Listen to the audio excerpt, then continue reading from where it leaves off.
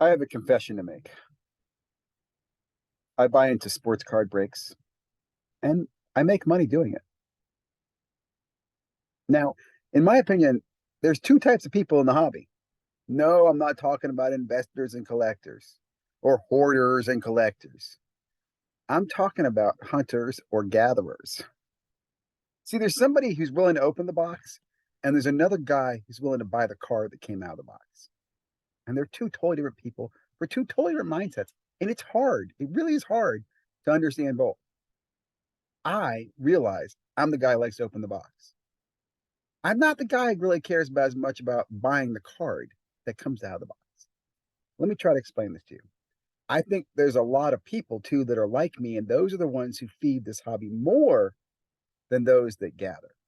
A lot more people hunt than gather. Now, I think a lot of hunters get picked off and don't come back. They fumble, they screw up, and there's a lot more smart. I don't say smart, clever, patient, wiser gatherers, right?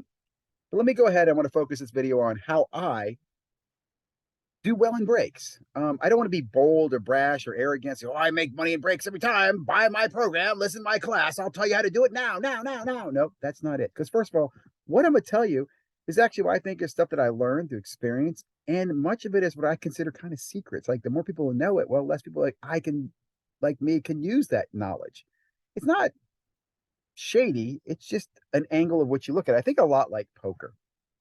Um, everybody can play poker. Anybody can be taught poker. But when you sit down at the poker table, there's two people at the poker table. There's the fish and there's the shark. And if you don't know which one you are, you're the fish. Same thing with breaking. So let me go over a few things. I'm going to talk about these a little bit more in detail. I'm going to talk about the importance of research, right? When I talk about research breaks, you should research the product, the checklist, historical comps, grading rates if you can. You should do research. You can't do enough research about what you're going to be buying into when it talks about a break. And you should also use that research to exclude what you're not going to buy into and make that a plan. So, like, I'm not buying that product. I'm not buying. I don't care what the breaker does. I don't care what mixer he puts in there. I'm not buying that product. You got to have some rules. You got to, and these are your rules. You set them yourself. Breaker is important. Now, I'll be honest. When I select a breaker, there's two things that are very, very important. Trust is extremely important. You want to find a breaker that you trust that's going to get you the product. They could be opening something that's extremely valuable for a small price that you might have paid. And you want to make sure you're going to get that. The second thing, though, I would say is price, the best price. There are a lot of breakers who take advantage of the opportunity, take advantage of FOMO, and they overprice stuff, and then they over promise and over hype, and not my favorite breaker. Now, I'll also be honest, man, I am like a promiscuous whore when it comes to breakers. I am not, it's not that I'm not loyal, it's just I'm not monogamous. I'm not a monogamous breaker. I break around. I break on price, I break on opportunity, I break on product. Just recently, I chased down some eBay breakers because I was chasing the product that I wanted. It was more about the product and who had it than the breakers, right? So we'll talk a little bit about that. Um, you should have a plan for your breaking. And what I say by this is I go into breaking with, look, I'm breaking. I've been breaking for years. I'm going to continue breaking. I don't see a change of breaking, so I have a breaking budget. But having a plan for it and having that mindset means that I don't get in a break, do really bad, and go, oh man, breaking sucks. It's a total gamble. I'm out, man. I lost my money. I'm done. No, I have a plan. If I have a bad break, I move on to the next budget, the next month, the next product, whatever I do, and execute. So I have a plan. I move forward and execute. Same thing I'll say if I do well in a break. If I kill a break, I don't go quick selling it or showing it off. Well, I will say I do show it off. You got to show it off. But I don't try to profit too quickly. I'm patient. I still make the smart decisions about what card I had and what I can do with that card. And I'll give you some examples of that as well. But a plan is important. You have to calculate. And part of that plan is budget. Budget's so hard in this world. It really is. It's very hard in the sports card world because you get caught in, oh man, I'm going to do this. And I'll tell you, when it comes to breaking, you're basically running and I'm talking about the consumer breaking. When me, the buyer, breaks, I am running a small business here. I've got to manage cash flow. I mean, that's one of the most important things. And you see products coming up. Let's say I love Prism, for example. Prism's coming up. I got to put budget away for Prism. And then there's months where I got to go dry, where I'm not in breaks. I'm not in breaks for months because I've spent my budget in Prism or I'm waiting for the next product to come up. Also, patience, guys. Just because it releases on release date doesn't mean you can't get in a break of the product later on. You can find some good breaks of good products a long time later. We'll give you an example. Bowman, Bowman baseball will be breaking for months. You can find Bowman breaks for a while. Right now, you can't get away from a Bowman break. You can't turn your head and not run into a Bowman break. But trust me, Bowman breaks will be around. You can find them, and they're a great product you can break for a long time. You also have to have a plan in your plan of what to do. You need to have a plan of how you're going to sell your product. And what I mean by that, when you do breaks, and that product comes in, you have to know in your mind, not necessarily when you see it on camera, you really when you get it in hand because you have to evaluate it, but how am I selling it? Don't let it just sit up and pile up. So many people do this, man. They get a stack of cards and then sitting there. Well, these are all from breaks. I've been doing them. I haven't graded them. I haven't done anything. Because what happens is it kills your cash flow. It does. You're not doing anything with that. You're not going to get more cash. You got to have a plan. My plan is pretty simple. I do one of three things with the card. I'm either going to send it to ComC. I'm either going to grade it with a long-term plan to sell it, and that's again grading is going to mean I'm committing to probably a 90 days before I see that card again. But I'm pushing this off the grading plan, or I'm sending it to ComC. ComC is another 90-day plan as well because by the time I send cards, submit cards, and get processed, it's probably 90 days out.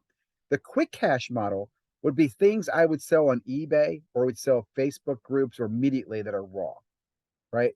And that's really up to you what it is. Now, I try to make that third category lean as possible. I try to have a budget propelling, but every now and then you might have to, sell something raw. Ideally, let me take a step back. If you're breaking regularly with a plan, with a cadence, and you're submitting cards for grading, and you're submitting cards to ComC on a cadence, on a regular, every 3 months, every month, every 6 weeks, whatever it might be, you will then start seeing you get this inventory coming back, this finished inventory, and that will start giving you cash flow. Before COVID, I was submitting, I think between 5 and 10 cards to PSA every day. I mean, sorry, every week, every month, every day, every week, every month, because that way I knew every month after a while I'd get some cards back. Now, at one point, StarStock took submissions in January, February, and they stopped by March, but that would have been perfect. You could ladder that where you get submissions going in through a subber or yourself. Wherever, again, you have 100 cards to sub, do 5 or 10 every month for a whole year. And that way you start getting this ladder effect. You have income coming in, right? Your ComC is going in. I try to do ComC every 90 days. I try to do a ComC submission. I also will call or sell the ComC inventory. If my ComC inventory is not selling, I'll sell it off in a portfolio, right? So you have to have a plan for selling, not just, oh, I'm in breaks, I'm getting breaks, I'm getting breaks. Breaks is how I'm acquiring my product, but what am I doing? How am I managing? How am I selling that product? Very, very important to me. Very, very important. Okay, so hopefully, guys, this all makes sense. I'm gonna come back, go a little bit deeper. Patience, patience, patience. This is something that most people don't understand. Most guys in breaking are young and we just love it and we like the rush and the adrenaline, and patience is not our friend. Man, patience. Who is patience? Patience bringing me a drink? No, patience is your best friend. Be patient on your decisions to sell, patient in what breaks you get into. Don't fill fillers. Don't get in randoms to rush you see the break get filled. Find breakers who are going to break on a clock or break when you feel comfortable, or break every month, whatever it is, whatever you feel comfortable with. But don't let the fact, oh man, we're trying to fill this break, guys. We need 5 people to fill the filler. Don't be the guy that's filling the filler just to see your break go off, because that's your money out of your budget that's going to impact your overall income. Now, that's where people lose money. I'm telling you, that's you get in a breakout plan. I'm only going to buy X, and then you fill this, you buy that, you get into this, and it eats away at your budget. It's not worth it. There are always exceptions to the rule, right? But for the most part, keep that as a general rule. So be patient. Be patient in your grading, patient in your selling process. Be professional. Now, I'm going to say this. This is very important. As a person who participates in breaks, I'm a little, I'm a chatty in the chat. I love to participate in chat, but I'm professional. I'm kind. I'm nice. I try to say nice things to people. I try to cheer for other people. I don't brag. I'm happy when I get a hit. I'm very thankful to the breaker. I'll give you some other tips here in a little bit too, but again, be professional. It's very, very important to be professional. Build rapport, not just with the breaker, but with other people in the breaks, because they're going to be your eyes and ears as well. If something ever goes wrong in a break, it's other people who participate that you are friends with or chat or communicate who are going to bound together with you and going to be like, hey man, something went wrong. Or did you see that on camera? That's only happened on one time in my entire career break or participating breaks, but I would say it's important. You might be called on as well to act as a witness or act as, hey, did you see what happened there? Did you see the random? Did he do it 3 times? Or fill people in on, hey, what hits happened? Be professional, build rapport. It's very important. You want to be known. I use ZiggyNo. It's funny. I started the name ZiggyNo years and years and years ago when I got in breaks because I did not want my name to be known. It was ZiggyNo, and I used my nickname, ZiggyNo.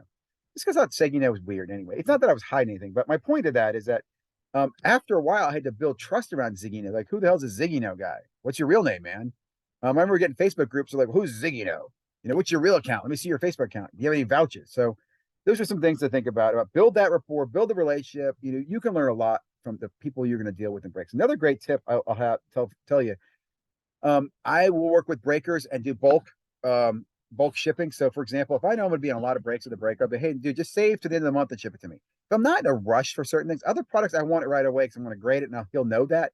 But if I'm just getting in some breaks, I'm getting a bunch of solid refractors or number cards that I'm going to save and later sell. I do bulk submission on the cards from the breaker. Sometimes I want them faster. Again, building that rapport and having that conversation is important. You can also buy leverage in your breaker. If you see a card in a break that you really like and you see a raw price or cash price, you can make those offers to the other people in the breaks through the breaker, right? Say, hey man, hey Joe, I saw you pull that super fire blank, blank, blank, blank. I'll give you blank dollars for it. Joe will throw it in my package and I'll get it. Are you okay with that? And you can say to Joe, a lot of guys like this because they're trying to get cash to get in the next break as well, right? So that's up to you. It's something I've done before. I like it. You can build some, some great tips on how you get new cards. Now, let me take a step back. I'm going to go over these topics a little bit more. Now I'm going to go a little more detail. So again, what my goal here, guys, is to educate you on the importance of what you want to do if you get into a break. Okay. First of all, let me tell you this. Don't just go out and run out and get in a break to try it. Have a plan and a strategy. In other words, attack it by saying, look, for example, football this year. I'm going to try breaking. Ziggy talked about breaking. I'm going to break football. My favorite team or the rookie I'm going to go after is X. I'm going to go after these products based on checklists, based on whatever it is, and go after that. Let me give you an example. What I would do coming up to this football season right now, I'm not paying much attention to the Pickett season, but I'm looking forward to next season. I'm going to look at where those quarterbacks are going to land. I'm going to save budget for products like Donruss, maybe the paper. It depends. There's some cool paper, inserts in there, downtown. So that it depends. I'm going to tell you, but I'm looking at Donruss paper. I'm looking at Prism. I'm looking at Optic. I'm looking at Contenders. Those are the four main products in football I'm looking at. And I'll be honest, guys, everything I'm telling you could be out the window with Fanatics and what's going on. In fact, it probably will be. But this is an example. Those are the four products I'm going to spend money on. Will I go chase Immaculate? Would I go chase Eminence? Would I go chase NT? Yeah, but that's more gambling, and it depends on how I'm doing in these other products. If I have some good windfalls, making some good profits, some good graded cards, some tens come back in that, that I can roll one of those tens into a nice break, and then I can talk about a strategy on that. If I'm going to go after an NT break, again, I'm doing cases, I'm looking at checklists, I'm doing the same strategy, and I'm often looking at more than one case. I don't like to go after any product in one case scenario, right? So let's go back to, let's say I'm focusing on, let's look at Bowman. Let's flip the switch because Bowman's relevant. It's going on right now. If I was doing Bowman, and I'll be honest, I'm not a baseball expert. I feel much stronger in basketball and football. But I'm looking at Bowman. I do my research on checklists and teams and everything going on. Now that's going to impact the cost of the team, the price, and whatnot. But once I decide what the team is, and I don't know for this year's Bowman, so I'm going to give you an example. I'm just pulling this shit out of my ass, guys. Trust me, this is not legit. If I thought that the Washington Nationals were the team I'm going to go after, I'm going to buy them in several cases. I'm going to find the budget. How much do they cost? Are they $100 a case? Are they $500 a case? If they're $500 a case and my budget's only $500, I'm not in that product. I'm not doing that. I'm changing my plan, right? So I won't normally start with my budget first and then back into what product's going to be the best bang for that buck. Now, again, you can't start with a too small of a budget or you might get nothing. So I'm looking for two things, a good rookie or a good chase that I can go after, because I'm looking at Bowman first paper, looking at Bowman refractors. I'm looking at Bowman autos. There's a lot of stuff that you can hit on that team if I'm going after, say, the Nationals, and they've got a couple rookies I'm going after. I want to buy in a couple cases. Ideally, I'd say 3 cases minimum, and ideally, more than one breaker, okay? And this is just me, but again, I'm playing the numbers. I'm playing statistics here. I think statistically, you're going to find the hits are dispersed. There's more randomness than we think. I don't want to be the same guy at the same 3 cases because if he did, I personally want them to be a little bit mixed. I also don't like to watch other case breaks. Like if I'm in case 2 and case 3, I don't watch case 1 and case 4. I will sometimes watch case 1 if I'm making the decision if I'm going to buy into case 2. And the reason I'll do that is I might look to see, and I'll give you an example. I was in a break the other day where I saw the Oklahoma City Thunder were hitting hard. So the next case, I took a chance and said, you know what, I'm going to bet hard on the Magic because the Magic did not hit at all in that first case. And I paid off for me. I did very well in the Magic. And the second case did not have very many or OKC. Now, does that mean there was some balance? It could have been two different cases from two different locations, but in my mind, that's how I got to that logic. Okay. So again, research the hell out of what the product is, and then have a plan and a budget. Cases you're going to go after, how much you go after. Have the breaker. Do you need to rush anything? Again, I watch my breaks.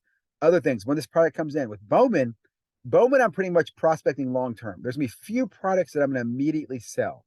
I might immediately send the paper up to ComC, and a couple things I like about ComC is ComC's 90 to 120 days gives it time for that product to hit the market and find its value on the market. Also, it could sit on ComC for months or a year, and then I bundle it up, or the prospect gets hot, whatever it might be. So I'm okay with sending a lot of paper or base to ComC, right? I'm not going to probably sell those on eBay right away.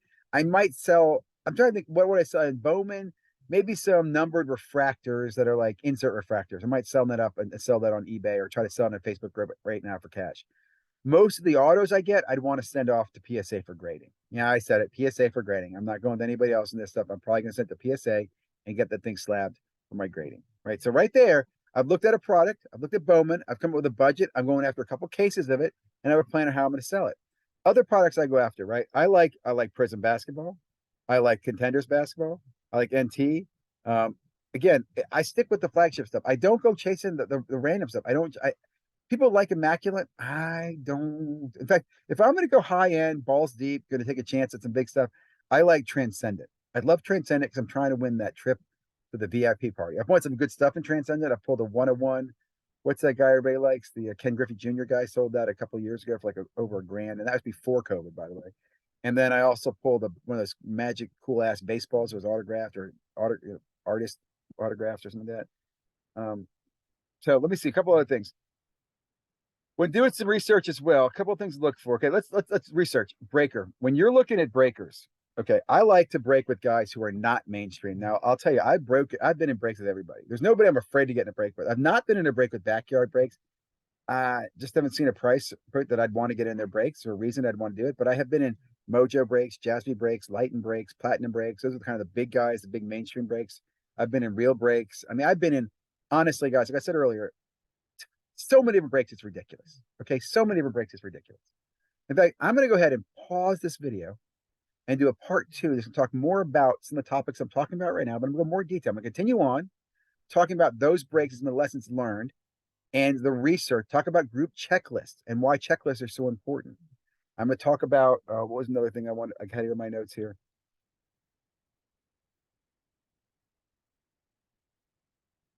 We're going to talk about random versus PYTs.